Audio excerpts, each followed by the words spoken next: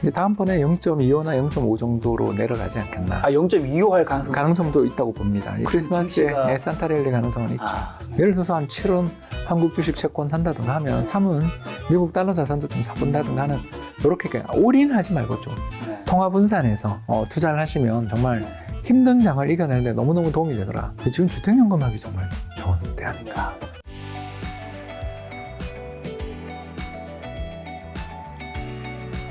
자, 박사님, 지난주 금요일에 증시가 굉장히 크게 폭등을 했잖아요. 네, 그렇죠. 그날 이제 코스피랑 코스닥이 거의 한 3% 이상 급등했고, 오늘 월요일은 이제 거의 보합이긴 했지만, 일단 지난주 금요일에 급등한 이유 가볍게 정리 한번 해주시고, 현재 상황 좀 점검해 주신다면. 인플레 피크아웃에 대한 어떤 기대가 되게 높아졌죠. 그렇죠. CPI 때문이죠. 예, 미국 소비자 물가 상승률이 전월 대비 0.4, 전년 동기 대비 7.7 나왔는데 사실 이게 뭐가 대수냐 했지만 최근 이코노미스트, 저를 포함한 이코노미스트들의 전망치는 8% 전후 아니겠냐 그렇게 생각을 했었는데 7.7이 나오니까 서프라이즈 했죠. 그래서 시장 참가자들이 환호했고 특히 계속 올라가던 근원 인플레 그러니까 식료품이나 에너지를 제외한 근원 인플레 물가도 좀 진정되는 추세를 보이니까 흐름을 보이니까 사람들이 이제 좋아하고 이제 드디어 연준의 피벗. 예, 정책금리 인상 속도의 조절은 거의 확실하지 않냐 이런 기대들이 지금 부각되고 있는 거죠. 그럼 여기서 두 가지 중요한 게 이제 미국 10월 CPI 상승률이 전년 대비 7.7% 기록하면서 이런 현상이 벌어진 건데 그럼 11월, 12월도 이제 남았잖아요. 박사님이 더 뚝뚝뚝 떨어진다고 보세요? 예, 저는 그렇게 보는 쪽이죠. 저는 인플레 피크는 5월, 6월이었다고 보는 쪽이고 5, 6월에 이제 피크를 쳤다고 보는 가장 큰 이유는 기름값. 네, 지금 뭐 미 증시 좋고 그러지만 그래도 80불대 머물러 있을 정도로 기름값 떨어지고 또 유럽에서 천연가스 가격도 뚝뚝 떨어졌고 여기에다가 세계 곡물 가격 지수 이런 것들도 보면은 상당히 최근에 많이 떨어졌거든요. 이런 인플레이션들의 충격을 준 요인들이 결국 전쟁과 공급 사슬망의 병목 현상, 거기다가 이제 흉작, 뭐 이런 전쟁 이런 것도 여러 가지 영향을 미쳤지만 결국은 이 충격들이 이제 상반기에 집중적으로 나타나고 하반기에는 더 간다 안 간다 그러면서 사람들이 아니야 재고를 더 늘려야 돼, 지금은 좀 조심해야 돼 이렇게 한 사람들과 아니야 이제 피크 쳤어라는 사람들 사이에 좀 논쟁이랄까 또는 의견이 다른 사람들의 포지션 차이가 시장에 반영되니까 천천히 떨어지는 것일 뿐이지 인플레는 꺾였다고 보고 있습니다. 근데 첫 번째 단추가 이제 CPI였으면 사실 이 첫 번째 단추보다는 이 인플레로 인해서 금리 인상을 어떻게 할 거냐가 사실 그것 때문에 주가가 이제 왔다 갔다 하는 건데 그럼 12월 한 번 남았잖아요. 그리고 내년 상반기 연준 좀 이제 박사님 어떻게 전망하고 계세요? 연준은 어떤 선택을 할까요? 일단 정책금리 인상 속도가 둔화된다. 이게 첫 번째 보이고요.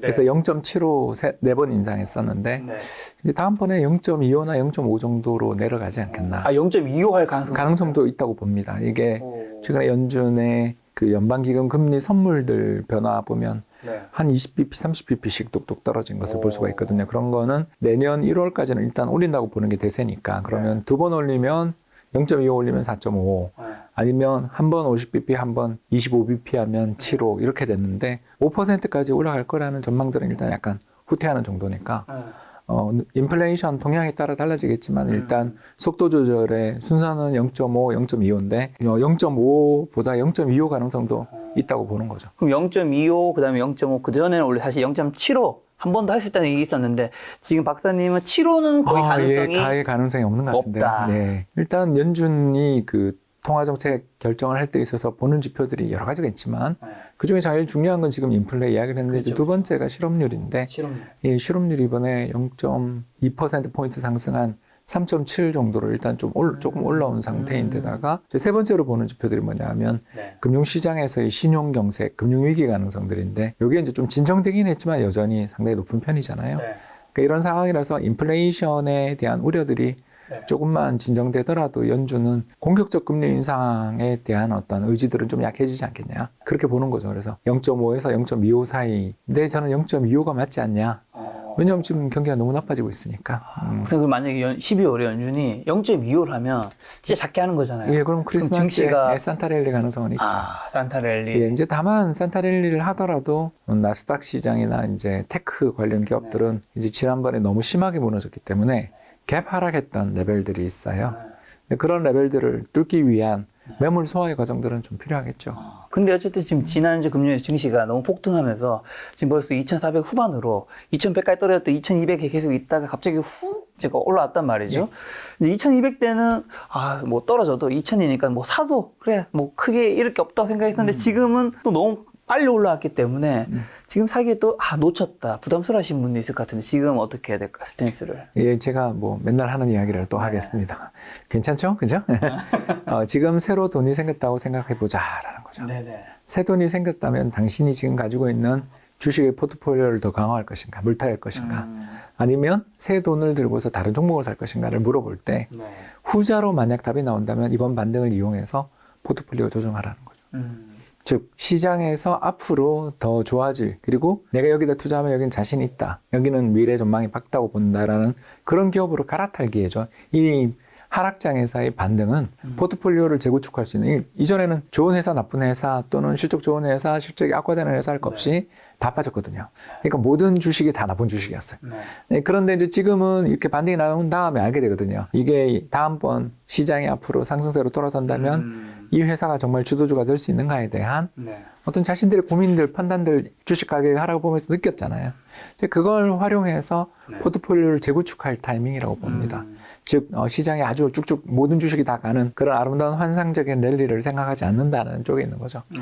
빠질 때는 급하게 빠지지만 올라올 때는 이제 매물벽을 뚫어야 된다. 그리고 우리나라 입장에서 매물벽은 2,600 전후에 있는 강력한 매물벽이 있고 미국 나스닥은 12,500에서 13,000 사이에 있는 매물벽이 어마어마한 매물벽이 있는데 이제 그 둘을 뚫어 나가기 위해서는 이제 또 한 번의 모멘텀, 아까 이야기한 것처럼 정말 제 희망을 좀 담아서 이야기했습니다만 금리 인상의 속도가 확 떨어지면서 점도표가 그렇게 크게 조정하지 않는, 그러니까 9월 점도표에 비해서 12월 점도표가 크게 바뀌지 않거나 아니면 뭐 우크라이나에서 좋은 소식이 들리거나 아니면 계속 12월이 됐는데도 유럽의 혹한 리스크들이 사라진다거나 뭔가 새로운 호재가 있으면 거기를 올해 연내 뚫을 수는 있지 않을까. 근데 아직은 그건 잘 모르니까 우리가 일단 그 매물벽을 소화하는 과정들은 필요하다.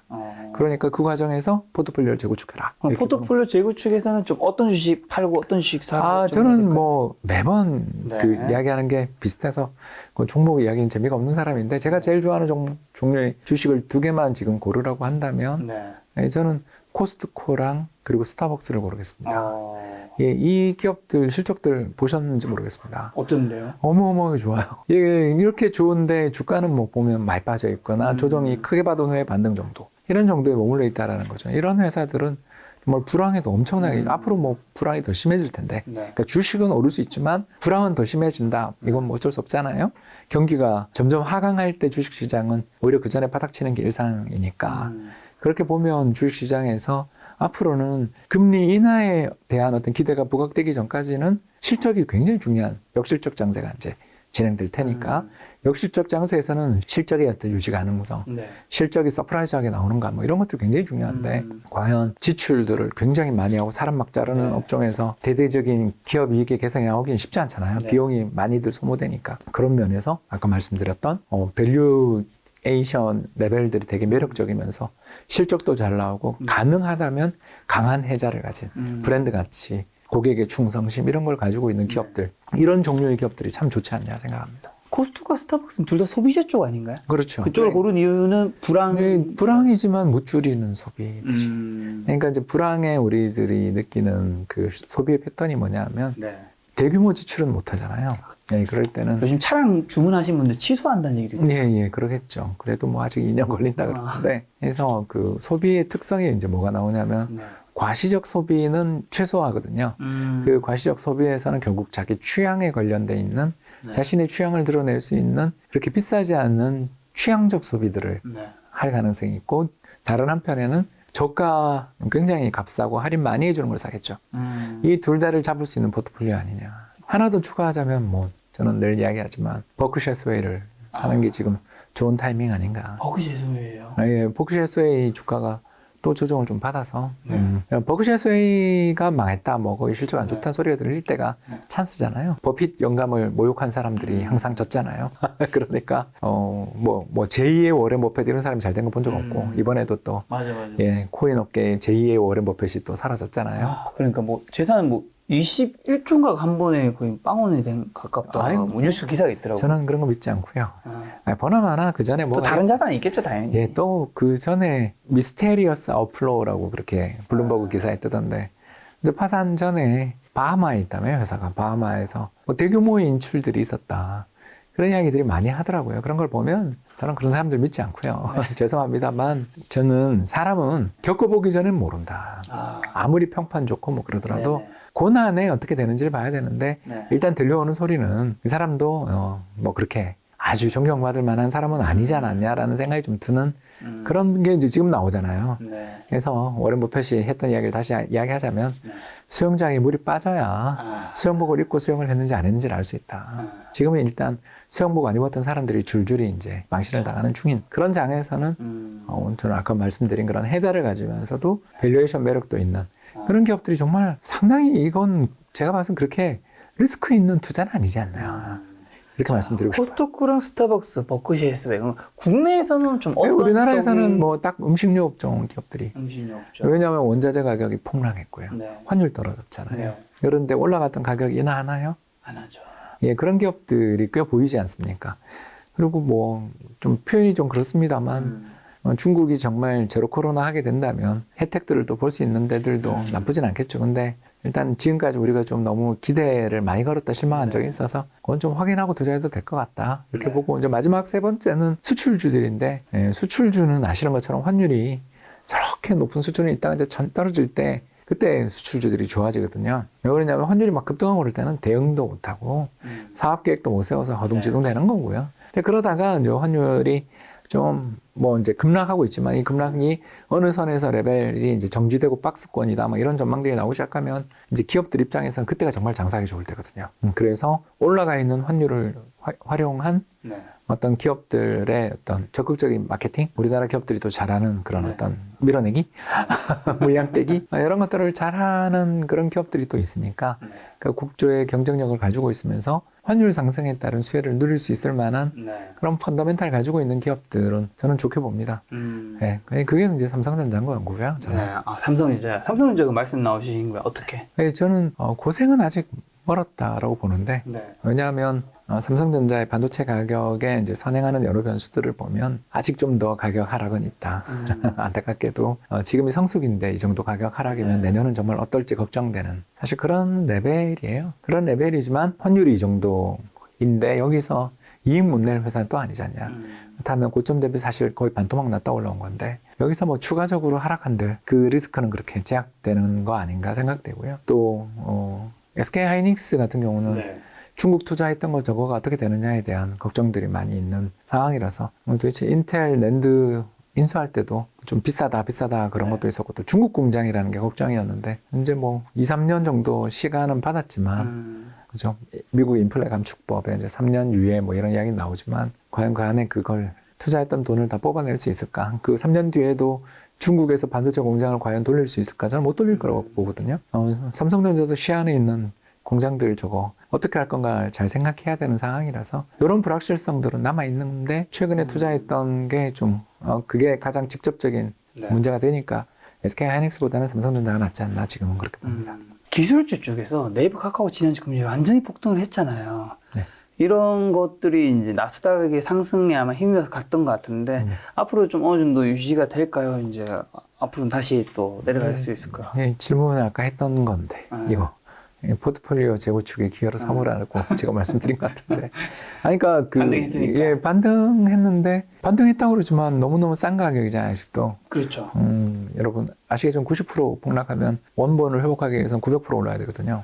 주가가 90% 빠졌다면 원본을 회복하기 위해서는 900% 올라야 돼요. 그걸 잊지 말으셔야 되거든요. 그러면 앞으로 그러면 다시 예전 가격을 할 거라고 생각하면 물을 타야죠. 근데 그럴 자신이 없지 않냐. 저는 그게 좀 훼손되지 않았냐라고 보는 쪽이니까 저는 포트폴리오를 재구축하자는 쪽이죠. 자, 지금 환율 말씀해 주셔서 환율이 지금 1319원대 이제 급작스럽게 1400 밑으로 떨어졌는데 급락한 이유 어떻게 보시고? 두 가지죠. 예, 첫 번째는 우리에 있어서 뭐 가장 중요한 시장은 미국 달러 시장인데 거기 미국 달러 가치가 인플레 정점 뭐 이런 기대들로 좀 달러의 가치가 약세를 보인 게 가장 컸고요. 두 번째는 중국 탈출한 돈들이 한국 온 게 또 예, 그 뭐 물론 이제 중국이 탈출하는 돈들을 잡기 위해서 네. 중국도 사실 그 외환이 그런 식으로까지 해외로 많이 나가게 되면 경제에 심각한 타격을 받는다는 건 2015년에 경험했잖아요. 그래서 2015년을 저희들은 소규모 외환위기였다라고 부르는데, 그래서 소규모 외환위기 이후에 중국 경제 되게 힘들었잖아요. 그런 것에서 보듯 중국도 빠져나가는 외화를 잡기 위해서 어쩔 수 없이 지금 제로 코로나 또 한다 그랬다 아니라 또는 당국은 또 다르다 뭐 말은 많지만 아무튼 중국이 저 정도로 급하게 절대 완화 안 한다 그랬던 제로 코로나 정책 완화 이야기가 나올 정도로 그래도 태도가 좀 달라지는 걸 보이는 건 결국 외화가 나간 게 제일 크지 않냐. 근데 이제 중국에 투자돼 있던 돈들은 아시아 시장 내에서 중국에 일할 투자돼 있었던 것들을 뺀 거니까 그 돈은 이제 다른 아시아 시장을 가거든요. 그러니까 아시아 펀드에서 환매가 이루어지면 한국 주식, 미국, 중국 주식, 대만 주식 다 팔지만 이번에는 중국에서 돈이 빠진 거기 때문에 이거는 아시아 시장에 돈 들어올 거라는 기대가 또 우리나라 환율을 떨어뜨린 면이 있죠. 환율 측면에서 저는 이제 얼마 전에 박사님과 함께 이제 머니 트렌드 2023이라는 이제 책을 이제 공동 저자로 또 밑에 다른 분들과 함께 책을 썼는데, 박사님 파트가 1파트인데 저 환율 떨어질 때 자기 책의 첫 파트에 뭐가 있냐면 슈퍼 달러, 이제 킹 달러가 주춤하다 있거든요. 박사님이 혹시라도 달러가 엄청나게 강세를 유지할 것이다, 혹시 적었을까봐 너무 걱정이 돼서 봤는데 딱 다행히 이제 슈퍼 달러, 킹 달러가 이제 주춤한다. 얼굴이 좀 잠깐 붉어진 거 느끼세요, 우리 둘 다? 저도 이 책 나온 긴장했어요. 야, 이게 책 나온 지 며칠 만에 이게 전망이 너무 틀리면 어떡하나. 제가 언제 돌아선다 이런 건 절대 못 맞추고요. 네. 종목도 자주 틀리는데 네. 큰 방향은 잘 안 틀리잖아요. 네. 네. 살려주세요. 굉장히 다행이라는 생각이 들었는데 어쨌든 이책 내시면서 이런 무서운 질문은 가슴이 좀 내려앉았어요. 나 뭐 잘못 적었나 싶어서 네. 다시 봐야지. 자, 지난 2022년 돌아봤을 때 이제 경제에서 세 가지 키워드로 좀 정리하신다면 뭐가 떠오르세요, 박사님? 킹달러에 그죠? 킹달러가 최고 그렇죠. 중요한 사건이었고, 네. 두 번째가 당연히 인플레. 인플레. 네. 세 번째는 긴축이었죠. 그죠? 긴축. 네, 정말. 근데 이게 같이 엮여 있었죠. 네. 킹달러가 일단 첫 번째고, 환율 오르기 시작하면 우리나라는 뭐 트리플 약세. 그렇죠. 인플레가 일단 뭐 환율 상승하면서 또 인플레가 날 수밖에 네. 없고요. 환율 상승하는 가운데 인플레 나고 또 환율 상승하면 외국인이 한국 시장 다 파니까 주가 폭락하고, 또 그런 과정에서 금리 뭐 금융시장에 문제 생기니까 환율 뭐 상승하고, 금리 상승하기 시작하면 부동산도 버틸 수 없고. 그렇죠. 그래서 킹달러가 제일 중요한 것 같고, 킹달러가 왜 벌어졌나 하고 봤더니 미 연준이 3월부터 눈이 빽 돌아서 금리를 그렇게까지 저도 금리를 이렇게 올릴 거라고는 진짜 올린다 쪽에서 있긴 했지만 이렇게까지 올린다고 말하신 분 저 못 본 것 같아요. 네, 저도 못 뵌 것 같아요. 4연속 자연 스텝은 처음이죠. 예, 그래서 무려 3%를 한 방에 이렇게 사실상 올린 셈이고, 그 전에 올렸던 것까지 해서 이제 4%가 됐는데 여기서 또 더 오를 것 같잖아요. 근데 뭐 0.25냐 0.5냐를 가지고 이제 그러는 거지, 0.75는 좀 많이 가라앉았지 않습니까?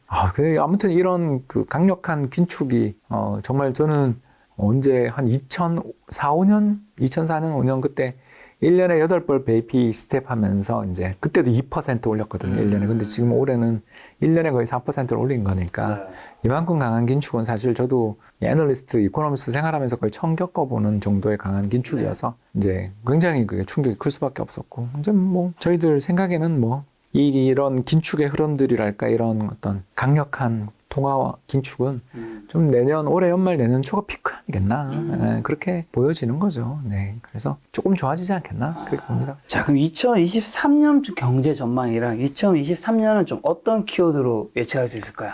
예, 그냥 완화. 정말 이게 추세가 사라진 건 아닌데 그렇게는 아직 단언할 수 없으니까. 뭐 달러 강세, 금리 인상, 긴축 뭐 이런 것들이 뭐 끝나진 않았잖아요. 이거는 더 갈 가능성이 있다. 더 갈 가능성은 있는데 이제 피벗 정도는 봐야 되지 않냐. 완화. 그러니까 모더레이트라고 이제 저희들이 부르는데, 좀 돈을 이제 긴축, 쪼이기만 했던 것에서 잠그는 속도를 좀 늦춘다든가 아니면 풀지 않겠냐. 저는 좀 그렇게 생각합니다. 자, 그럼 이제 매년 트렌드서가 어쨌든 쏟아지고 있잖아요. 여러 분야에서. 근데 이제 돈을 주제로 이제 한 트렌드서는 많지 않았는데, 요거 이제 박사님 집필 하시게 된 혹시 이유랑, 그리고 이 책 이제 출간하시면서 어째 박사님이 가장 중요하게 전하고 싶었던 어떤 메시지. 이때 뭘까요? 이제 책 쓸 때는 10월에 우리가 쓴 거니까. 야, 진짜 무서울 때 썼잖아요. 근데 좀 역발상의 자세? 정말 세상이 깜깜할 때 그때가 그 해 뜨기 직전 새벽에 그때가 제일 어둡거든요. 그때 또 불도 다 꺼져 있고 그럴 때가 제일 무서운데 그때 이 시장의 회복을 생각해야 되는 거고, 그리고 시장에 이런 어마어마한 충격들을 가져왔던 가장 중요한 요인들이 킹달러였으니까 그 킹달러가 좀 완화되기 시작한다라는 그런 징후들이 보인다. 이런 쪽에 좀 힌트를 드리고 싶었는데 아직까지는 일단 안 틀려서 다행입니다. 네. 첫 질문을 그렇게 주니까 겁나잖아요. 그러니까요. 무서웠어. 슈퍼달러, 킹달러가 주춤하다. 첫 페이지에 이거 슈퍼달러는 계속될 것이다. 이랬으면 큰일 날 뻔했습니다. 이제 그만하자니까. 무서워요, 김 작가.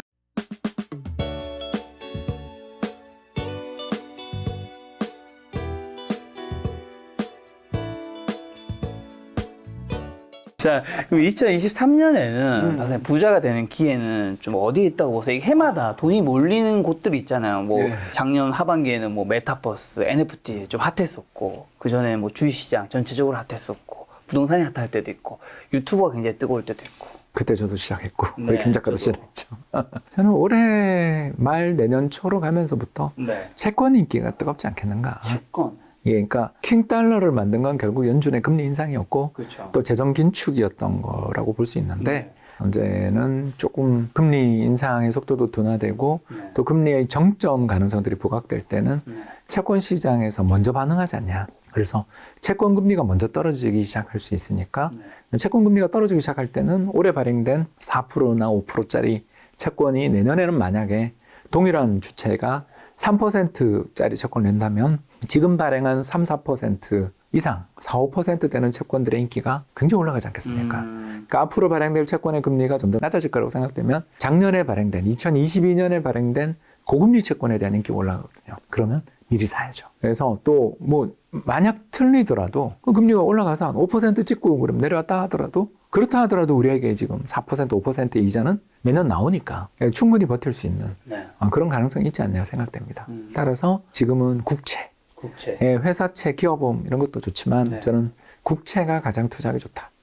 그래서 내년에 돈의 어떤 지도, 돈을 버는 보물 지도의 첫 번째 아마 힌트는 국채가 아니겠나 생각합니다. 첫 번째 힌트 있으면 그 두 번째 힌트는 그게 되고 나면 이제 금융장세가 또 오겠죠. 즉 주식시장에서 이제 금리의 하락이 가져오게 되는 어떤 금리 인하의 수혜주 또는 금융장세의 수혜주들은 일반적으로 이제 살아남은 부채 많은 기업들이라고 저희들이 부르는 그런 기업들이 좋아지잖아요. 그러니까 망할 뻔했는데 살아날 때 그 턴어라운드 기업들을 잘 봐야 되는 거죠. 그래서 지금 가장 어려운 업종이 어디냐 이렇게 생각해 보면 금융건설, 특히 금융도 제2금융권과 건설업종 뭐 이런 쪽일 텐데 이제 그쪽에서 정부가 금리를 인하해 주면서 숨통을 터줄 때 숨통을 터져도 못 살아나는 기업은 있거든요. 그건 어쩔 수 없는데 근데 망한다 리스트에 있었지만 살아나는 때는 턴어라운드 할 때는 굉장한 회복의 모멘텀들이 생기잖아요. 그런 것들은 좀 기대해 볼 수 있겠죠. 자, 연준의 금리 인상이 이제 좀 둔화될 수 있다 말씀해 주셨잖아요. 근데 한국은행도 어쨌든 기준금리 인상은 아직 좀 한 번 더 할 수 있잖아요. 내년에 또 할 수도 있고, 요거 좀 어떻게 보세요? 전 뭐 올해 한 번 더 하지 않겠나. 한 번 더 할 것이다. 0.25 보고 있고요. 물론 틀릴 수도 있는데 저는 뭐 한국은행 입장에서는 좀 가슴을 쓸어내리고 있지 않겠는가. 미국이 계속 공격적인 금리 인상을 하는 그런 신호가 나왔으면 우리도 0.5 빅스텝 안 할 수 없었을 텐데 근데 지금 뭐 레고랜드 사태부터 시작해서 뭐 생명보험사의 그 외화 채권에 대해서 콜옵션 행사를 포기한 거 이런 것부터 시작해서 뭐 금융시장이 지금 되게 힘들고 크레딧 스프레드가 굉장히 벌어지는 그러니까 정부가 발행한 채권이랑 회사채 사이의 격차가 되게 커지는 이런 상황에서 한국은행이 금리를 인상한다라는 건 이건 굉장히 큰 부담이거든요. 그러니 미 연준 눈치를 보면서 살살 인상할 수밖에 없는데 다행히 인플레 기대가 좀 완화되고 환율도 급등하다가 지금 급락세로 돌아섰으니까 금리 천천히 인상해도 괜찮은 그런 상황이 돼서 저는 일단 올 연말 금리 인상하고 내년 상반기는 좀 눈치 보는 동결 가능성이 있지 않냐. 그렇게 봅니다. 그래서 한국 국채도 참 좋은 투자 대상이다. 이렇게 보는 거죠. 그럼 한국은행도 조금 그런 부담을 덜었다면 어쨌든 한국은행의 금리 인상은 주식보다 부동산 시장에 훨씬 영향이 크잖아요. 왜 이야기 안 하나 했어요. 어떤 영향을 미친다 보시고 이제 약간 부동산도 한숨을 살짝 돌린다고 볼 수도 있을까요? 어떻게 보세요? 근데 그게 이제 통화정책의 부동산이 한 6개월에서 1년 후행해서 왜 그런지를 생각해 보시면 작년 8월에 한국은행 금리 인상했는데 부동산 꺾인 건 2020년 3월이잖아요. 그죠? 한 8개월, 9개월 걸렸죠. 이게 좀 약간 시차가 있어요. 왜 그러냐면 이제 경매 시장이라는 존재도 존재하고요. 네. 이 두 번째는 금리가 막 상승하기 시작할 때 그때 저금리로 돈을 빌릴 수 있는 마지막 기회야 그러고 오히려 그때 돈을 막 빌려서 투자하는 사람도 생기고 그러기 때문에 그런 일이 벌어지거든요. 그래서 한국은행 금리 동결하고 시장금리 특히 지표금리가 되는 한국의 국고금리들이 하락하기 시작하더라도 그게 부동산 시장에 직접적 영향을 미치는 거는 빨라도 내년 하반기가 아니겠나. 그러니까 내년 상반기가 가장 좋은 부동산 시장의 투자처는 저는 경매라고 보는 거죠. 이번에 나온 뭐 지지 옥션의 경매 보고서를 보더라도 네. 전부 대부분의 지역이 이제 감정평가액 대비 낙찰가액이 80% 이하로 그래서 10억이라고 감정평가한 아파트가 1차 유찰돼서 네. 2차에서 거의 8억 원 돼야 낙찰이 될 정도로. 근데 이게 작년 이맘때 얼마에 낙찰되냐면 12억에 낙찰됐거든요. 그러니까 감정평가액은 뭐 물론 많이 상승했겠지만 네. 그렇다 하더라도 낙찰가율 기준으로 해서 단기간 1년 만에 40% 떨어진 건 기록일 것 같거든요. 이 정도로 시장이 패닉이 나오면 과연 경매 시장에서 이제 네. 굉장히 떨어진 낙찰가가 나오면 네. 그 금매로 파시는 분들도 낙찰가에 이제 그 물론 비용이 있으니까 그렇지만 낙찰가를 생각하며 팔지 않을 수 없잖아요. 네. 그런 점들이 내년 상반기까지는 좀 이연돼서 특히 지금 연체라든가 가계부채 문제들이 터져 나오기 시작이기 때문에 거기서 경매에 넘어가는 물건들이 지금 계속 나올 테니까 경매에 풀리는 물건도 많아지니까 이게 내년 상반기까지는 상당히 시장을 누를 가능성은 있다고 봅니다. 그럼 이제 집값 하락이 좀 언제까지 좀 이어질 건지 여쭤보려고 하는데 어떤 전문가가 이런 얘기 하더라고요. 집값 하락이 지금 단기간에 좀 크기도 했고 금리 인상을 하면서 또 지금 레고랜드들 이런 데들 이제 여러 가지 사건이 터지면서 이제 공급에 대해서 이제 이런 것들이 부담을 느끼면서 공급이 더 안 하게 되고 그러면 이제 결국에 수요와 공급이 어긋나면서 집값 하락이 원래는 굉장히 좀 길 수 있는데 이번 하락은 생각보다 그렇게 길진 않을 수 있다. 이렇게 얘기하는 박사님 좀 어떻게 보세요? 네, 저도 그렇게 봅니다. 아니 하락이 이렇게 격하면 조정이 지루하게 떨어진 시기와 급하게 떨어진 시기에 회복은 당연히 다르죠. 주식도 그렇잖아요. 폭락한 다음에 폭등이 있는 거고 지난 주말에 폭등 맞잖아요. 그렇죠. 나스닥 7%도 맞잖아요. 네, 그런 것처럼 급하게 떨어지면 급하게 반등합니다. 이제 그게 상승 추세 복귀냐 이거는 모르겠지만 반등은 나올 수 있죠 하반기에. 저도 그렇게 봅니다. 내년 하반기요? 예, 내년 하반기에 그렇게 빨리요? 안 나올 이유가 있나요? 아, 집값이? 일단 한번 그냥 편하게 우리가 계산 한번 해보죠. 네네. 자, 그래서 지금 그 역사적으로 서울을 한번 평가해보죠. 서울이 이제 그 주택구입 부담지수가 한 200포인트 정도고요. 역사적인 주택구입 부담지수가 120 정도 나옵니다. 그러니까 지금이 한 60% 고평가됐죠. 그죠? 역사적 평균보다. 근데 이제 이 지수 자체가 그러니까 120이 적정인데 200이에요, 지금. 그게 6월. 자, 근데 이제 상당수 지역에서 30% 조정이 나타났잖아요. 네. 뭐 서울의 송파라고 꼭 지적 안 해도 아시겠죠. 그죠? 네. 그리고 뭐 주변 제가 맨날 걱정하던 2기 신도시 투자는 정말 조심하라고 제가 여러 번 이야기했는데 제가 얼마 전에 이제 뭐 남양주에 있는 뭐 2기 신도시를 갔는데 3억 정도 분양됐다가 10억 갔다가 지금 6억 후반 7억 정도의 호가 나오더라고요. 그러니까 고점 대비 30% 조정이 그 적어도 거래가 잘 되는 대단지와 좀 갭 투자가 많았던 지역들은 이미 나왔어요. 그게 이제 잘못하면 더 빠질 수도 있는 거죠. 그 외환위기 때가 우리나라 13% 정도 빠졌던 걸 생각하면 이번 하락이 얼마나 격렬하게. 그러니까 지금 우리 단지는 안 빠졌는데 라고 생각하신 분이 계시겠지만 그거는 금매로 내놓으신 분이 없어서 그런 거예요. 그러니까 금매가 수천 세대면 한두 세대가 나와도 가격이 바로 떨어지는 걸로 나오는 거죠. 그러니까 그런 단지들을 지표로 봐야지 1년에 거래 몇 건 안 되는 단지들을 안 빠졌다 그렇게 이야기할 수는 없는 거죠. 그건 거래가 안 되는 거니까. 의미 없는 가격이라고 볼 수 있죠. 그래서 서울이 그냥 계산하기 쉽게 30% 빠졌다라고 가정을 해보죠. 그럴 수 있잖아요. 제가 뭐 틀린 거 아니죠. 30% 빠지면 자 200포인트에서 30% 빠지면 얼마입니까? 30%니까 200에서 60포인트 빠지는 거죠. 그럼 140이 되죠. 자 140 됐고요. 그 다음 아까 역사적 평균이 125 정도라고 했으니까 이제 15밖에 차이 안 나는데 1년에 우리나라 지금 올해 찍히는 기업 그의 임금이 어떻게 될까요? 올해 임금 상승률이 되게 높은 거 아시죠? 한 10% 지금 나오고 있습니다. 이거 다 주택금융공사 홈페이지 가면 데이터 나오니까 저한테 묻지 마시고요. 10% 정도 아무튼 올해 오르고 있습니다. 지금 이대로 가면. 그럼 1년 동안 10% 간다. 고용계약은 한 1년 가니까. 그죠?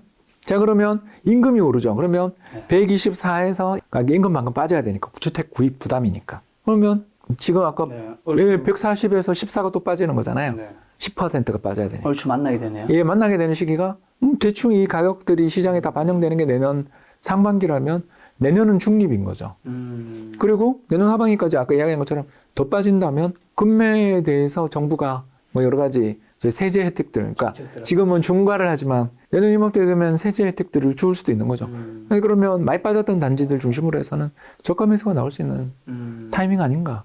그러니까 현재 지금 이 분석은 한국은행의 정책금리가 계속 높아지고 있는 시점에서 분석한 건데 금리가 예를 들어서 내년 이맘때 지금보다 금리가 시장금리가 한 1% 빠진다면 주택구입 부담지수는 훨씬 더 낮아지겠죠. 이해되시죠? 네. 간단합니다. 이렇게 어떤 단지든 세대든 투자를 하실 때 이런 것들을 우리 단지가 지금 서울 시내에서 평균적인 단지다라고 우리가 가정하고 있는데 평균적이지 않고 평균보다 좀 비싼 단지라면 계산이 다르게 나오겠지만 이런 식으로 계산을 해보시면 얼마든지 거의 대부분의 단지들은 어느 정도 레벨이면 적정이다. 그래서 일단 제가 봤을 때는 지금 금매가 나온 단지들은 적정 레벨에 들어왔습니다. 적정 레벨인데 여기서 더 빠지면 내년에 제가 경매 때문에 내년 상반기까지는 안 좋게 봤잖아요. 그러면 10%가 더 빠진다 그러면 굉장히 매력적인 레벨로 2015, 16년 레벨로 가는 거잖아요. 그거는 뭐 해볼 만하죠. 그러면 집값 폭락이 이제 하락 얘기하신 분 중에서도 좀 길게 한 5년, 앞으로 5년 뭐 이렇게 이어진다고 얘기하신 분도 있잖아요.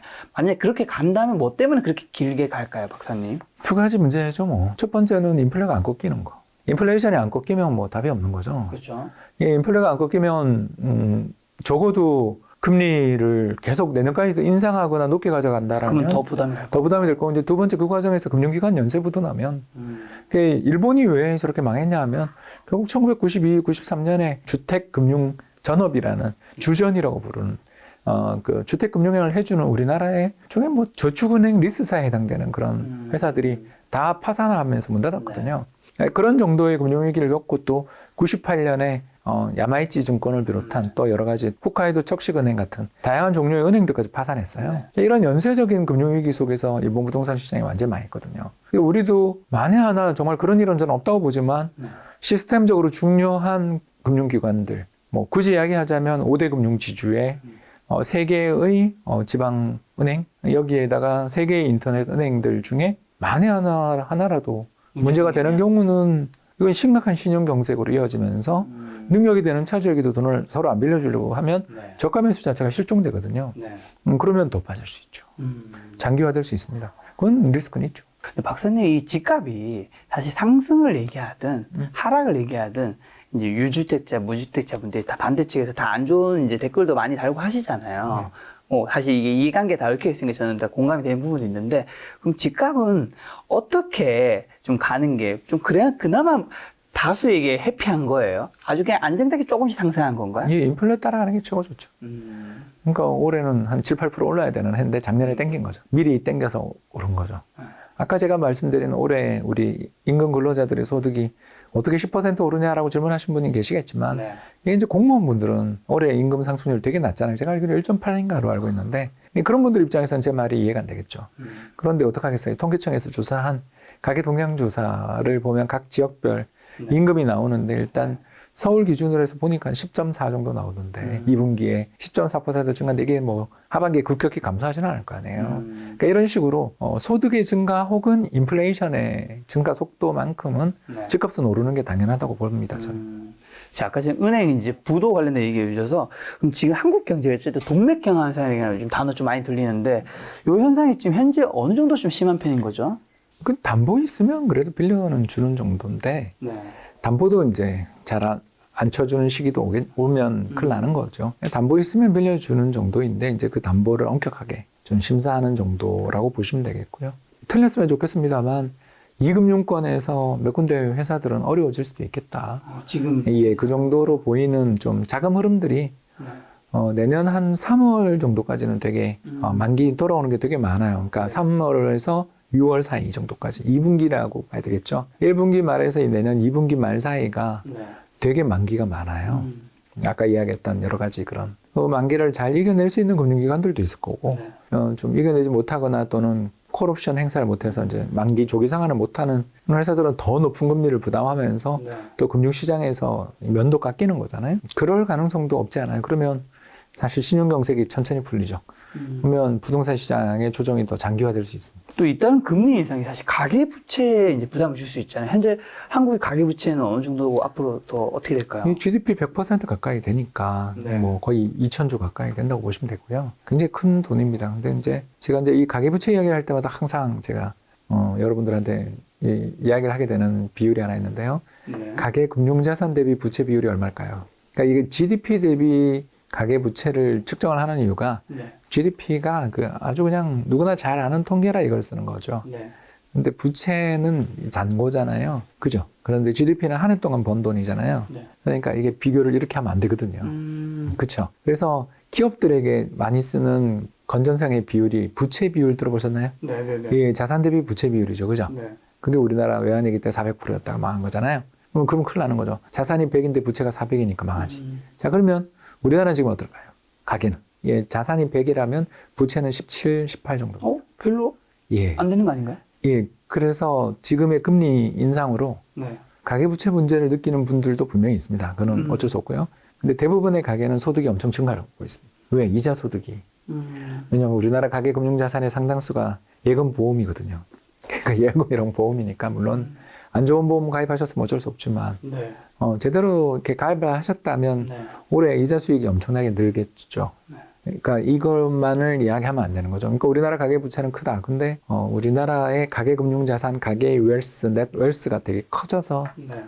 생긴 문제일 수도 있거든요. 그래서 문제가 없다. 이건 아니고요. 제가 누차 김작가 TV 나와서 이기 신도시의 갭 투자 정말 조심해야 된다라고 이야기한 게 거의 1년 된 것 같아요. 제가 그때 실질적인 레버리지가 100% 넘는다고, 실질적인 부채 비율이 100% 넘는다고 제가 신신당부하면서 좀 조심해야 된다. 금리 조금만 올라도 큰일 난다고 제가 그러고 다녔잖아요. 그런 분들은 문제가 돼요. 그건 어쩔 수 없어요. 근데 그분들이 어디서 대출을 받아서 그 돈을 투자했냐면 대부분이 전세자금 대출과 신용대출이에요. 그래서 시중은행들은 LTV 60% 이하 대출만 했잖아요. 근데 우리나라도 그렇고 딴 데도 그렇고 LTV 60% 이하 대출과 이상 대출의 연체율이 하늘과 땅 차이가 나요. 네. 그러니까 LTV 70% 이상이라는 건 이제 그 말고 다른 대출이 있는 거잖아요. 그런 쪽 분들은 분명히 문제가 된다. 근데 우리나라의 은행들에 가지고 있는 평균적인 LTV가 지난 6월 기준으로 한 50%가 안 됐던 40% 초반으로 기억합니다. 네. 10억짜리 집을 가지고 있으면 4억 대출을 가지고 집을 샀거든요. 그런 점들을 우리가 해보면 가계대출의 문제들은 있다. 근데 그게 안타깝지만 레버리지가 컸던 분들의 문제이고 그분들도 또 부동산 담보대출로 산 게 아니라 전세자금 대출과 신용대출로 샀기 때문에 네. 전세자금 대출이나 신용대출의 보증을 안 하고 해준 또는 그런 쪽이 어려웠던 금융기관들은 여기서 연쇄적인 문제가 생길 수 있고 거기서 경매로 넘기고 뭐 그러면서 네. 연쇄적인 파동이 나올 수 있는데 이게 전체 가구의 일이냐라고 물으면 그렇지 않은 거죠. 그죠? 왜냐하면 18% 금융자산과 금융자산 대비 금융부채 비율이 17, 18%밖에 안 되니까. 가계부채 문제가 있는 분들이 있긴 하지만 이게 뭐 다수의 문제는 아닐 수 있다라는. 그렇죠. 그래서 제가 아까 두 가지 걱정을 한 게 금리가 끝없이 올라가면 문제가 되는 가구가 계속 탁탁 늘어나겠죠. 그게 첫 번째 걱정인 거고 두 번째 걱정이 뭐였냐면 금융기관들이 아예 그냥 망하거나 파산하거나 합병되거나 하는 일들이 벌어지면 그 금융기관에 계시던 분들이 네. 문제 되겠죠. 그죠? 그런 리스크는 있죠. 이번에 추가하신 머니트렌드 2023에서 한국 경기 불황에 대한 얘기도 나오는데 2023년 한국 경기 불황은 좀 지속되는지랑 지속된다면 좀 이게 어떤 모습으로 나타날까요? 내수 수출 동시 불황이죠. 안 좋습니다. 내년 네. 성장률 1%대 저도 보고 있고요. 네, 굉장히 2% 초반 나오면 정말 다행인 정도로 나쁘다. 그렇게 보여집니다. 왜 이렇게 나쁘냐 하면 일단 수출이 10월부터 마이너스 돌아섰고요. 물론 이제 원화로 환산한 명목 GDP는 괜찮겠죠. 네. 그러나 아무튼 우리는 실질로 하니까 실질 GDP를 하는 점을 생각을 좀 해야 될 것 같고요. 이제 두 번째는 내수는 부동산이 좌우하는데 부동산이 이렇게까지 급락한 적이 있나 싶을 정도로 빠지니까 외환위기 때보다 더 빠른 하락입니다. 아, 진짜요? 예, 그럼요. 외환위기 때는 하고 그냥 다 파산 뭐 이런 것만 조금 경매 이런 것만 거래됐다면 지금은 유동성이 높은 대단지들에서 급매물을 소화시키는 과정들이 나오면서 실거래가를 주변으로 확산시킬 거 아닙니까? 예를 들어서 지금 잠실 아파트가 30% 빠졌다 그러면 옆에 있는 신천이나 강 건너에 있는 삼성동 아파트 가격은 괜찮겠습니까? 안 괜찮겠죠. 예, 그렇게 확산되기 마련이죠. 그래서 리딩 단지들이 중요한 건데 리딩 단지 가격이 적어도 꽤 많이 빠지고 있으니까 꼭 제가 뭐 헬리오시티다 어디다 이렇게 단지를 거론할 필요가 없는 게 최근에 찍히는 거래가 너무 양이 적어요. 양이 적기 때문에 그 단지 전체의 가격이라고 말할 수는 없어요. 그러나 아무튼 급매물이 그 정도까지 빠지면 새로 매물을 내놓으시는 분들이나 살아가는 분은 실거래가 보고 왔는데 그보다 비싸게 안 사주는 게 되며 자꾸 그 가격이 지금은 정말 실거래가 실제 가격이 될 가능성이 있다라는 그러니까 아직 안 빠졌다고 주장하시는 분들도 있지만 저는 그 의견에 동의할 수 없다는 뜻입니다. 그래서 지금은 역사상 최고의 급락이 나오는 중이다. 자, 요즘 물가 상승이 이제 와닿는 지금 혹시 그 무소비 저축이라든가 무지출 챌린지 요즘 하려고 하시는 분들 좀 많이 늘어났던데 요거에 대해서 이제 경제 전문가의 박사님이 생각은 좀 어떠세요? 이제 개인적으로는 괜찮은 선택인데 네네. 나라 전체로는 큰일 날 선택이죠. 아, 왜요? 왜냐면 나의 소비는 다른 사람의 매출이잖아요.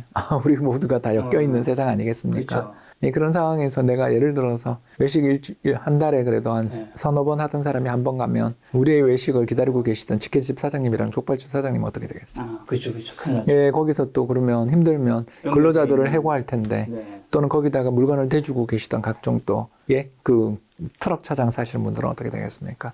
이런 식으로 경제가 함께 맞물려 가는 거죠. 그래서 자산 시장이 왜 경제에 이렇게 중요하냐면 보유하고 있는 자산의 가치가 급락하거나 또는 순자산이 마이너스가 되는 만에 하나 그런 일이 벌어지는 순간 미래가 없어지면서 빚을 갚기 위해서는 저축을 늘릴 수밖에 없어지고 그 저축을 늘리는 행동들이 또다시 연쇄적인 고용과 뭐 투자의 감소를 유발하면서 경제 전체를 망가뜨릴 수 있거든요. 그래서 지금은 정부의 지출, 정부의 정책이 필요한데 이번 그 영국 사태에서 보는 것처럼 영국의 트러스 총리가 감세 정책 펼쳤다가 나라 망할 뻔했잖아요. 소규모 외환위기가 났지 않습니까? 그리고 나가셨잖아요. 예, 그런 걸 보면 내년에 재정을 크게 늘리기는 지금 어디나 어렵죠. 그렇기 때문에 내년이 그래서 경기가 참 어렵고 결국 우리가 인플레이션이 진정되면서 제발 한국은행이 좀 금리를 인하할 수 있는 그런 타이밍들이 정말 하반기에는 올 것 같은데 상반기에 좀 더 빨리 오면 더 이게 어려움들이 완화될 수 있어서 이런 부분들 이거에 키를 쥐고 있는 게 미연준이라 그래서 맨날 미국 소비자 물가 상승률이 어떠네 실업률이 어떠네를 이야기하는 거 아니겠습니까? 근데 이 무소비 지금 저축이랑 무지출 챌린지가 개인에게는 이제 도움이 되지만 이게 모두가 있을 때는 국가 전체적으로 문제가 될 수 있다 말씀해 주셨는데 그럼 개인 측면에서 전 도움이 된다는 건 저도 공감이 가는데 반대측에서 보면 이게 무소비 저축을 하고 어쨌든 안 쓴다. 가하게 안 쓴다는 거겠죠. 그다음에 무지출 챌린지 이런 거 하게 되면 아무래도 어쨌든 뭐 더 싼 걸 찾거나 돈을 안 쓰려고 하면 시간을 많이 써야 되는 거잖아요. 당연히. 그렇죠. 좀 번거롭게 한다거나 예를 들면 택시를 타면 되는 거를 뭐 지하철 탄다든가 걸어간다거나 그런 식으로 한다는 건데 그럼 당연히 내 소중한 시간을 소득을 늘리는 데 쓰는 시간이 좀 줄어들 수밖에 없는 거잖아요. 그렇죠. 어떻게 보세요, 박사님? 그래서 별로 개개인 입장에서는 합리적인 것처럼 보이지만 그러니까 합리적인 처럼 보이지만 예, 저는 결국 이걸 그게 부자가 정말 될 수 있는가? 예, 그거에 대해서 어떻게 이제 예, 저는 그렇게 생각 안 하는 거죠. 그러니까 저는 돈을 벌어서 시간을 사자는 쪽에 있는 돈을 입장. 벌어서 시간을 써서 이거 어떤 의미예요? 예, 그래서 되게 좋은 멘트인데요. 뭐 쉽게 이야기해서 우리가 택시를 탄다라는 건 결국 기사님의 시간을 사서 제가 쉴 수도 있고 그렇죠. 책을 읽을 수도 있고 음악을 들을 수도 있고 아이디어를 가다듬을 수도 있고 다른 고객이랑 전화 상담을 할 수도 있는 거잖아요. 그렇죠. 그런 것처럼 우리가 사실은 모든 걸 무조건 줄이기만 한다라는 건 겉으로는 굉장히 괜찮은 선택처럼 맞아요. 보이지만 사회 전체적으로도 문제가 될 뿐만 아니라 시간의 배분 측면에서 문제가 생기고 그 시간의 배분이라는 건 특히 젊은 2030일수록 젊을 때 스킬, 이 숙련을 기술을 얻어야 되거든요. 그래서 뭐 예를 들어서 저희 회사 같은 경우는 전 직원들이 점심시간에 모여서 파이썬 공부하거든요. 몰래? 파이썬이라는 개발 툴을 공부하는데 그런 것처럼 자신들의 시간을 점심에 알바를 들어가는 것도 방법이겠지만 저희들은 그때 공부를 하는 게 더 미래를 위해서 더 나은 소득을 올릴 수 있는 기회가 아니냐 이렇게 보여지는 거죠. 그래서 지출을 아끼고 또 소비를 통제하려는 모습은 참 좋은 일인데 근데 작년에 이제 그 플렉스를 생각하면 지금은 좀 그게 더 나은 선택이라는 건 맞는 이야기지만 아까 방금 이야기했던 젊을 때의 시간은 굉장히 큰 가치를 지니거든요. 그렇죠, 그래서 그 시간 배분을 통해 공부하고 자기 개발하고 또 더 나가서 경매 물건 정말 어떻게 나오는지 한번 가보는 것도 굉장히 좋은 방법이거든요.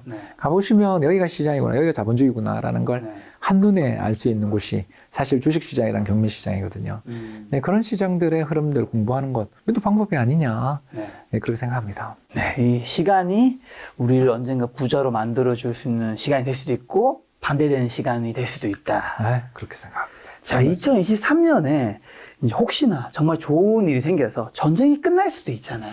전쟁이 끝났을 때 어떻게 되는지랑 그 다음에 인플레이션이 이제 좀 물러갈 수도 있잖아요. 물러간 뒤 세상은 또 언젠가 어쨌든 물러가긴 할 테니까 세상은 좀 어떻게 될지 박사님 전망해 주신다면. 일단 뭐 구름이 좀 거치는 거죠. 일단 금융시장의 참가자들이 제일 싫어하는 게 불확실성인데. 그렇죠, 그렇죠. 예, 그게 해소가 된다라는 것만큼 좋은 일은 없을 거고 아마 주식 가격은 레벨업되고 채권 가격도 레벨업되지 않겠냐 그렇게 생각하고요. 특히 인플레이션의 퇴조가 나오고 또 인플레이션이 급격히 떨어지는 시기가 이제 올해 상반기가 인플레가 되게 강하게 올랐던 시기거든요. 그러면 내년 상반기는 강하게 떨어지거든요. 네. 왜냐하면 기저효과 때문에 그렇거든요. 그렇죠. 올해가 높았으니까 내년 당연히. 예, 그렇죠. 올해 6, 7, 8, 9 지나면서부터 전월 대비 상승률이 뚝 떨어졌거든요. 예, 그런데 비해서 그 이전에는 월 1%씩 올랐던 시기가 봄이잖아요. 네. 그러니까 내년 봄에 가면 별 탈만 없으면 떨어질 확률이 훨씬 떨어지게 돼 있거든요. 거의 거기에 만약에 전년까지 딱 끝나고 네, 한 3%대도 볼 수 있지 않나. 물가 3% 되면 연준 입장에서 만족스러운 레벨이니까 금리 인상을 할 수 있는, 금리 인하를 할 수 있는 충분한 명분이 되는 그런 시기가 올 수 있으니까 그때는 정말 아까 이야기했던 명실상부한 금융장세가 올 수 있겠죠. 그런 세상이 왔으면 좋겠지만 여전히 좀 힘든 상황이니까 그럼 경제가 이렇게 어려운 상황에서 자산관리 운영 팁을 좀 알려주신다면. 우리가 참 이 김 작가 채널에 나와서 제가 몇 가지 말씀드린 것 중에 그나마 그래도 안 틀린 거 이야기하자면 불황이 올 가능성이 있고 금융시장이 위기에 처할 때는 달러만큼 좋은 게 없고 달러를 말고 제외하고 다른 포트폴리오를 짜면 그 성과가 되게 나쁘다라는 말씀 드렸던 거 기억나실 겁니다. 그래서 내년에 정말 또 우리가 모르잖아요. 또 환율이 급등하는 시기가 또 올지 모르니까 너무 이제 환율은 떨어질 수밖에 없다라는 시기에 그런 베팅 말고 좀 투자 자산을 함에 있어서 예를 들어서 한 7은 한국 주식 채권 산다든가 하면 3은 미국 달러 자산도 좀 사본다든가 하는 이렇게 올인하지 말고 좀 통화 분산해서 투자를 하시면 정말 힘든 장을 이겨내는데 너무너무 도움이 되더라. 그러다가 또 작년처럼 다들 한 번 사는 인생 그러면서 욜로 그렇죠. 포모 에 대한 피어들 있잖아요. 이 가격이 이제 다시는 안 올 것 같은 그 두려움 속에서 막 질러라 하던 그런 식이 오면 이제 달러의 비중을 더 늘려나가는 이런 식의 투자들을 할 수 있는 그 안목을 만들어 나가는 게 불황을 대비한 가장 중요한 투자의 스킬이 아닌가 생각합니다. 네, 박사님 방금 전에 이제 다 맞는 거 아니었다라는 말씀해 주셔서 이런 좀 해도 될지 모르겠지만 박사님 혹시나 김작겸이 나오셔서 하신 말씀이 다 맞을 수는 없는 거잖아요. 그럼 녹수가 다 묻으니까. 근데 틀린 것 중에서 요거는 좀 왜 틀렸고 건설주죠. 해명을 하고 싶다. 해명이 아니고 저희 능력 부족입니다, 여러분. 저는 건설이 윤석열 정부 들어서면 그때 이렇게 부동산이 이렇게까지 빠질 줄은 몰랐으니까 저는 그러면서 윤석열 테마주 이런 거 이야기할 때 건설에 대해서 좋게 봤었는데 부동산 PF 문제는 저도 예상 못했죠.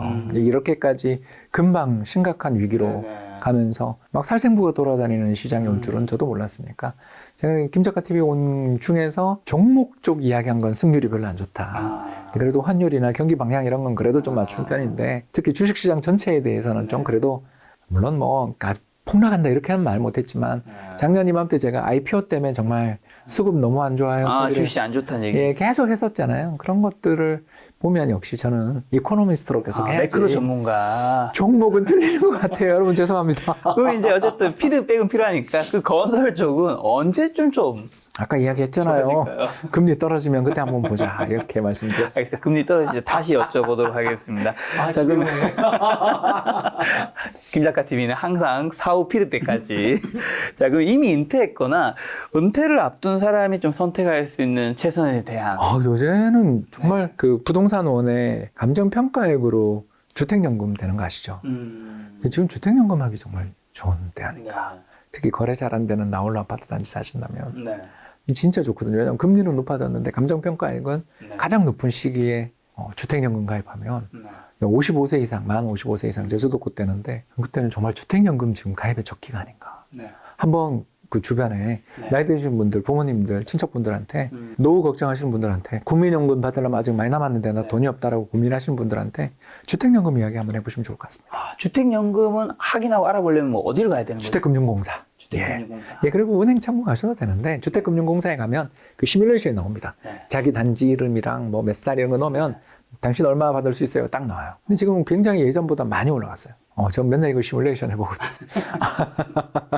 박사님 어쨌든 내년에 금리 인상은 좀 둔화될 거라 보시고 그와 연계해서 좀 증시가 올해보다는 좀 좋을 거라 보시는 것 같은데. 싸니까. 네. 그럼 이제 반대되는 의견을 좀 여쭤보면 세계화가 어쨌든 멈추고 탈세계화는 시작됐잖아요.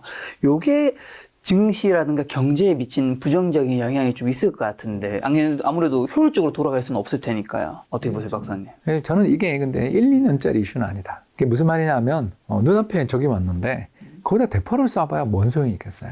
곡사포를 들고 와서 쏜들 잘 맞겠어요? 바로 눈앞에 와 있는 적과 싸우기 위해서는 총칼밖에 없잖아요. 그렇죠. 이 비유에서 말씀드리는 것처럼 저 멀리서 새까맣게 오면 그때 곡사포도 쏘고 직사 활강포도 쏘는 거지. 네. 바로 눈앞에 왔는데 대포가 무슨 소용이 있어요?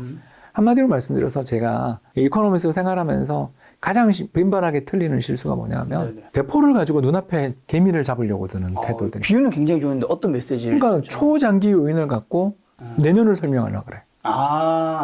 이거는 인구 변동, 우리 뭐 인구 감소하면 부동산 망한다는 소리를 한 20년 전부터 들었잖아요. 네네. 뭐 20년 전부터 지금까지 계속 망한다 그랬는데 올랐다가 망하고 올랐다 망하고 있는 중이에요.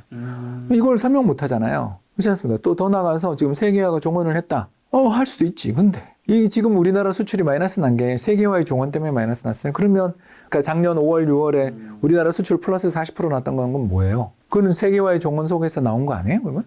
그러니까 이런 식이라는 거죠. 즉 인구 문제가 중요하고 세계화가 중요하고 글로벌 총 생산성들의 변화가 정말 중요한 거 알고 저도 그걸 늘 공부하고 관심 있게 보는데 그거는 10년 전망할 때 쓰는 거지. 내년 경제를 전망하는 데 있어서 그거는 못 맞춘 사람들의 핑계가 되는 논리들이 대부분이에요. 그럼 그런 거대한 이야기, 10년짜리, 20년짜리 이야기, 요거는 어떻게 우리가 그러면 좀 받아들여요? 사업하시는 분들이 중요한 거죠. 우리가 뭔 상관이 있어요. 사업하시는 분들한테는 중요하겠죠. 그런데 우리 입장에서 뭐가 중요합니까? 학생들과 사업하는 사람이 제일 중요한 거예요, 그거는. 학생? 그렇죠. 10년 뒤의 미래에 대해서 뭔가 감을 잡고 대학 입시를 지원해야 되는 거 아니에요? 군대도 갔다 와야 되고 요새는 대학원도 필수라는데. 네네. 그렇지 않습니까? 사업하시는 분들도 그렇고 돈의 정책 자금들이 그러면 미래 어디로 돈이 간다는 걸 알아야 그래도 창업 자원이라도 지원 받아보고 사람들도 뽑기 쉽잖아요. 근데 우리 입장에서 예를 들어서 지금 생활인으로 살고 있는 사람 입장에서 그런 먼 미래가 있다라고 생각하면 아까 이야기했잖아요. 시간을 잘 세이브해서 그 관련해서 공부를 하는 정도인 거지. 투자해서 바로 효과를 낸다? 여러분 우리 2010년 전후해서 녹색 성장 테마가 불붙던 MBA 과학 시절 맞아. 그때 이 주도주들 주가 한번 쳐보신 적 있으세요? OCI부터 태웅 한번 오늘 꼭 쳐보세요. 지난 12년 동안 어떻게 됐는지. 맞는 테마였잖아요. 친환경 녹색 성장으로 결국 가죠. 그러나 주가는 어떻게 됐냐고요. 안 갔죠. 그러니까 우리가 워렌 버핏이 했던 아주 유명한 이야기를 다시 하자면 워렌 버핏이 예전에는 그 버크셔 소일이라는 섬유 공장을 살 때는 그럭저럭한 기업을 싸게 사는 데 목표를 뒀어요. 왜냐하면 이 사람은 디플레 시대를 살다가 경제가 간신히 회복되는 그러니까 주가의 락 바텀이라고 하잖아요. 아주 단단한 바닥에 대한 집착이 있어서 주식을 살 때 막 지르지를 못했어요. 그래서 항상 이 사람은 60년대 아무튼 뉴잉글랜드에 있는 그 어마어마하게 큰 방직 회사를 사면서 사놓고 보니까 이 회사가 경쟁력이 없는 거야. 왜냐하면 그때 당시 60년대 후반에 바로 베트남 전쟁 때문에 컨테이너 혁명이 나면서 한국산, 대만산, 일본산 섬유 제품이 미국을 다 장악해 버리는데 감당이 안 돼서 결국 그 10년 지나서 스크랩하고 난 다음에 그때 뭘 샀냐 하면 시즈 캔디를 샀거든요. 굉장히 비싼 명품 초콜릿 회사잖아요. 그때 그가 이런 이야기를 합니다. 그죠? 좋은 회사를 괜찮은 가격에 사는 게 낫지. 그저 그런 회사를 싼 가격에 사는 게 중요하냐. 그런 측면에서 장기적인 측면에서 굉장히 미래가 밝은 회사를 산다는 건 좋은데 우리가 그때 괜찮은 가격이었냐를 묻는 거죠. 비싼 가격이었잖아. 무슨 말인지 알겠죠? 10년 동안의 미래에서 분명히 그쪽에서 성장하는 사람은 있었을 거고 세계적으로 성장하는 분야에서 빅히트 기업들은 나왔을 수도 있지. 그러나 그걸 워렌 버핏 말대로 좋은 회사를 괜찮은 가격에 샀어야 되는데 밸류에이션 생각 안 하고 샀던 거잖아. 그래 놓고서 테마에서 손실을 보고 난 다음에 정부 정책 테마를 내가 투자했고 이쪽 산업은 계속 성장했는데 왜 나는 실패했냐 라고 한다면 우리가 이야기를 해줄 수가 있는 거죠. 적절한 가격에 샀는가 밸류에이션 제대로 했는가를 물어야 되는 거죠. 그거 안 하고 샀잖아. 그러니까 수많은 10년짜리 테마들 거대 메가 트렌드 같은 게 맞았더라도 돈을 번 사람 없잖아요. 위대한 몇 명의 창업가들, 벤처 캐피탈리스트들 그리고 그쪽으로 직업을 먼저 찾아감으로써 우리 사주 받은 사람들 제외하고 돈 번 사람 찾기가 너무 어렵잖아요. 그러니까 이게 저의 투자 철학입니다. 너무 거대한 담론으로 투자를 하면 실망할 수도 있다. 왜? 너무 비싸게 살 수 있으니까. 총칼로 싸워야 할 것에 대포가 무슨 의미가 있냐. 굉장히 와닿는 비유였습니다. 11월 이제 며칠 남지 않았죠. 그리고 12월 마지막으로 증시 투자 포인트를 눈여겨봐야 될 이제 변수만 한 번만 딱 집어주신다면. FOMC 앞두고 벌벌 떠는 거죠. FOMC 앞두고 벌벌 떨고 이번에는 아마 특히 그 12월 초에 나오는 미국의 고용 보고서가 지난달 이제 실업률이 3.7까지 올랐는데 이게 한 4 나온다 이러면 정말 연말에 랠리가 나겠죠. 실업률까지 오르기 시작하면 인플레는 정말 더 빨리 떨어질 수 있으니까. 근데 그게 또 다시 3.5로 내려가거나 막 이러면 또 시장이 무슨 산타 랠리 그러면서 싸해질 수도 있으니까 그 부분은 주의하시는 게 좋겠습니다. 자, 박사님, 어쨌든 지금 이제 주식이든 부동산이든 가상화폐는 다 시장이 별로 안 좋잖아요. 주식이 뭐 살짝 반등했죠. 여전히 안 좋긴 한데, 이런 식의 사실 공부를 한다는 게 쉽지 않을 텐데, 이런 식의 머니 트렌드 뭐 2023 이런 책을 보는 게 사실 의미가 없다는 느낄 수도 있잖아요. 왜 이런 식 이런 책을 봐야 된다고 생각하세요? 일단 뭐 한번 정리는 좀 필요한 시기 아닌가. 첫 번째 우리가 이제 연말이 다가오고 있는 상황에서 올해 투자가 성공했다면 성공하신 분들은 별로 없겠지만 나의 투자를 왜 실패했는가 이런 부분들에 대해서. 두 번째는 내년의 시장에 대해서 내가 이쪽 포인트는 좀 짚고 갔으면 좋겠다. 이거는 내가 놓친 포인트가 아닌가 싶은 것을 한 번 더 점검해서 새로운 공부를 할 수 있는 어떤 그런 기회를 만들어줄 수 있다는 거. 마지막 세 번째는 뭔가 좀 더 다양한 분야의 전문가들한테 이야기를 들음으로써 지혜를 또 쌓을 수 있는 기회를 만든다라는 거. 뭐 이런 게 또 독서의 즐거움 아니겠습니까? 자, 박사님과는 이제 연말을 맞이해서 2023년 대전망 콘텐츠로 다음 시간에 또 뵙도록 하겠습니다. 오늘 만나는 손님은 홍시호 박사님이었습니다. 지금까지 여러분 소중한 시간을 함께 해주셔서 정말 감사합니다. 오늘도 김 작가였습니다. 고생 많으셨습니다. 감사합니다.